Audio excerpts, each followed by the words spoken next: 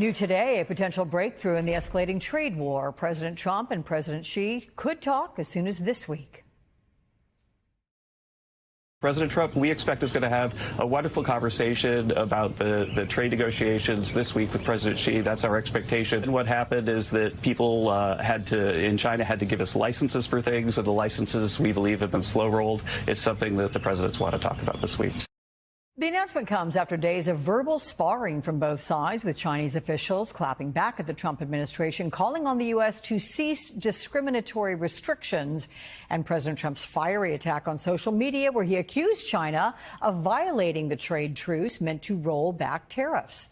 Joining me now, Phelim Kine. He is a China correspondent at Politico. Good to see you again, Phelim. So there is a lot of contentious back and forth lately. How do you expect the conversation, singular, between Presidents Trump and Xi to go? And what do you think will be their main focus? Well, I guess the first thing I'll say is I'll believe it when I see it. It's deja vu all over again. This administration, President Trump and senior administration officials have said repeatedly, since January, that a call is about to happen. 2 weeks ago, the president said, hey, I'm going to talk to President Xi at the end of this week. It doesn't happen.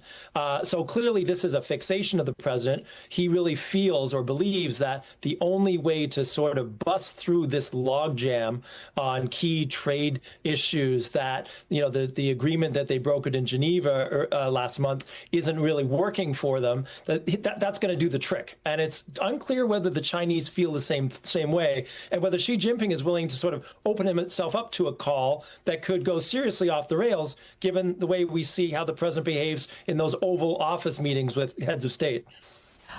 If the call doesn't happen, do you expect there to be an escalation on social media? That can go off the rails, certainly. Clearly, this is something that President Trump wants very much. So if the Chinese really feel that this is a make or break moment in which they need to placate President Trump, they need to give him some communication with Xi, in which they agree to some certain compromises on both sides, if that's what it takes, then the Chinese will do it. But the Chinese obviously feel very emboldened and powerful. Unlike what President Trump says, that they have no cards, Beijing feels like it holds a lot of cards. And one of those key cards is this idea, are critical minerals, rare earths, which are necessary to civilian and military industry here in the U.S. And Beijing controls like 80% of the world's supply. And look, there may be another card in their hand there, because yesterday the U.S. Trade Representative's office extended the expiration date for exclusions on tariffs for certain Chinese imports from May 31st to August 31st. This is not the first time the administration has pushed back the expiration date. Walk us through what these exclusions involve and what might have prompted another push. Do you think the administration's using extensions as a way to bargain? So I think so these are 301 tariffs. So these are basically tariffs that USTR imposes on products that it believes are produced with unfair subsidies or just outright dumping by Chinese state-owned firms. So these exclusions that they're extending for the next 3 months are specifically for solar power related equipment, which tells you two things. Number one, it tells you that despite the Trump administration's skepticism about renewable power, that there is, clear demand, particularly among some red states, for those components for local industry. And to a certain extent, it could be a sweetener to indicate that the government is here, that the U.S. is willing to bend a bit in order to get meaningful back and forth at the negotiating table, or in that call with Trump and Xi, if that actually happens. We saw President Trump lash out at a reporter after they brought up that new term coined to describe the president's tariffs, taco, or Trump always chickens out. Does this extension qualify as a taco tariff? Do the extensions stop at some point? The president, the president's in the driver's seat here. And so he's obviously being advised by USTR Greer, by Besson at Treasury. But clearly, if we're looking for a strategy, it's hard to find. This is clearly tactical, and it's a short-term bid to try to shake things up, because there's clearly a logjam. And whatever they agreed to in Geneva isn't addressing the issues that the administration and what Trump himself feels are most important. What happened to 90 deals in 90 days, Phelim? From the outset, was that just some moniker? Was that ever going to happen? you know, in the real world, it was always, that was never going to happen. Chickens out on your tariff threats, and that's why markets are higher this week. What's your response to that? I've never heard that. You mean because I reduced China from 145% that I set down to 100 and then down to another number? And I said you have to open up your whole country, and because I gave the European Union a 50% tax tariff. We had a country people didn't think it was going to survive, and you ask a nasty question like that. It's called negotiation.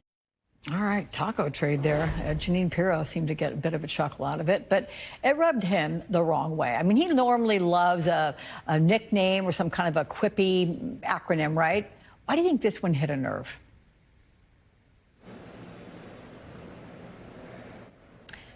Is your audio on? Can you put your audio back on? There we go. Can you hear me? Gotcha.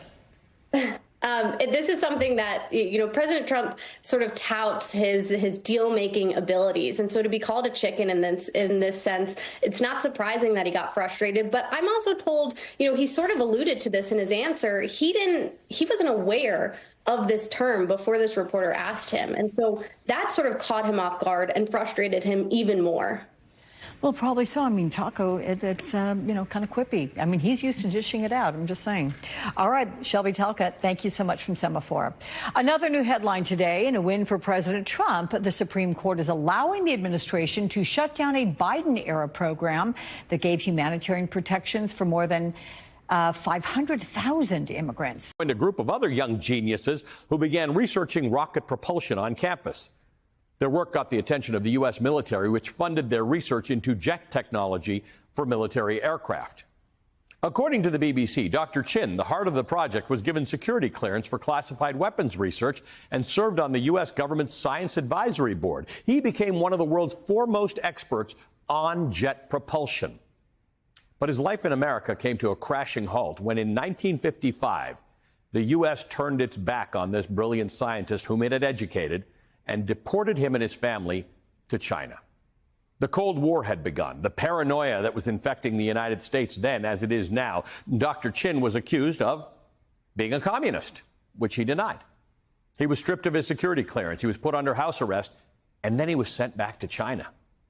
When he left, he told reporters he would never again set foot in America, and that was a promise he kept. In China, he continued studying, learning, and developing. He became known as the father of Chinese rocketry. 15 years after his return to China, he oversaw the launch of the first Chinese satellite into space. He trained a generation of scientists. He laid the foundations for China's space program. Dan Kimball, former U.S. Secretary of the Navy and later the head of the rocket propulsion company Aerojet, once said Dr. Chin's deportation was, quote, the stupidest thing this country ever did. America, its ingenuity and prestige attracts the best of the best, generational talent like Dr. Chin Shu Sun. And that's what makes America great. This country thrives every day thanks to the best and the brightest minds from all over the world who choose to come here and build on American brilliance. And now all of that is at risk. This week, the Trump administration announced it would, quote, aggressively revoke the visas of Chinese students. The administration seems to think this is going to prevent Chinese students from learning critical subjects here in the United States and then taking their knowledge to the Chinese government, which, according to the New York Times, doesn't really happen. There's no evidence of U.S.-trained scientists working for China in any significant numbers. China has its own very good technological and engineering schools. But if we're dealing in reality, what this move actually does is deprive America of much-needed and highly sought-after wisdom and talent. This is a self-inflicted brain drain, and it's far from the only move this administration is making that will deter the smartest people in the world from making America their innovation playground. The Trump administration has moved to ban international students from Harvard University. It's threatened colleges and universities with federal funding cuts if they don't bend to Trump's will. It has threatened to bar government scientists from publishing in medical journals. Scientists have lost their jobs and funding thanks to DOGE cuts, and at least 350 grants from the National Institutes of Health, the National Science Foundation, and elsewhere have been canceled at Harvard Medical School, according to ABC News. Entire databases of science and public health information are vanishing. When you consider all of this, why would anyone want to learn, research, invent here in the United States, in this increasingly xenophobic environment, hostile toward knowledge and those who seek to incubate it? We will lose out on the greatest inventors, scientists, climate researchers, doctors, AI specialists, historians, engineers, astronauts, architects, lawyers, writers, professors. The list goes on. And mark my words, they will take their talents elsewhere, and before long, America is no longer the epicenter of innovation, technology, and all-around genius. I've said it before, accepting highly skilled foreign workers is not a charity to those workers. They are doing us a favor. The current and oncoming brain drain will have generational consequences for the United States while rewarding other nations. And what may make this worse? This all-out assault on knowledge is a unified attack on our democracy. Adam Serwer writes for The Atlantic, quote, "By destroying knowledge, Trumpists seem to make this country more amenable to their political domination and to prevent meaningful democratic checks on their behavior. Their victory, though, would do much more than that. It would annihilate some of the most effective systems for aggregating, accumulating, and applying human knowledge that have ever existed. Without those systems, America could find itself plunged into a new dark age," end quote. Ignorance is not bliss in this scenario. If they control the truth and all the mechanisms we have to seek it, then they hold all the power. Again, Trump, like, this is where Taco plays the role, right? Trump is creating chaos through his bad policies, but the chaos is even worse because of Taco. Because here's the thing, and look, I think it's probably better he chicken out on some of his worst policies, let's be clear. I'm not one of these people that it's like, oh, Trump should do something, shouldn't do evil, but if he does, he should stick to it. Like, no, obviously not. But you can see how even when Trump makes a bad decision and he backs down, that doesn't invalidate the bad decision because it creates uncertainty. And every decision going forward, even when Trump makes a decision that's not necessarily that bad, because presidents make thousands of decisions. And so even Trump's going to make a few you don't hate. And, you know, when Biden was president, he'll make at least a few you don't like. But with Trump, it's like, okay, he made an okay decision here, but then a day later he chickened out because MAGA was mad, or the far-right religious nut jobs were mad, or somebody was mad at him. Saudi Arabia or Putin was mad. Who knows, right? And then he chickened out, and it screwed everybody who started planning economically, socially, whatever, for that, right? And so what you're having here is the same thing. And it's what you're seeing is, on the one hand, chickening out, emboldening China, but on the other hand, really making it clear that his policies, even as constructed, are bad. His approach destroys America's two big superpowers. Really.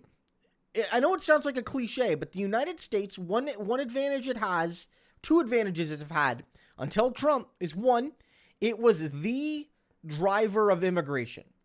Other countries like Canada, Australia, New Zealand get a lot of immigrants too, but the U.S. being so big, it was the land of opportunity. Best and brightest from all over the world came there for centuries. And also, it was the biggest free trade country in the world. And in a matter of weeks, Trump has destroyed that.